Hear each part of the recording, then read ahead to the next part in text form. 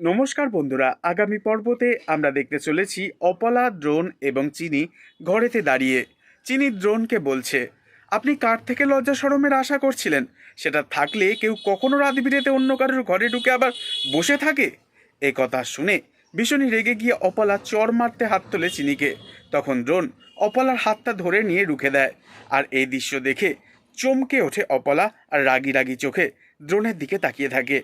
এরপর অপলা ঠাম্মির ঘরেতে গেলে ঠাম্মি অপলাকে বলে, ওই হারমোনিয়ামে করেই চিনি ওই ঘর থেকে কোনো দামি জিনিস নিশ্চয়ই সরাবে।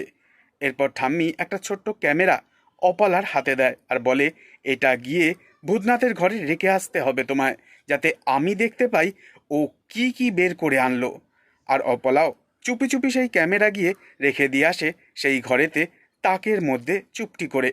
আর চিনিও ঢুকে পড়ে সেই ঘরে, আর হারমোনিয়াম খুলে ডায়েরি বার করে পড়তে থাকে, আর সবটাই রেকর্ড হতে থাকে। এই ছিল আজকের আপডেট। নেক্সট আপডেটের জন্য অবশ্যই সঙ্গে থাকবেন। ধন্যবাদ।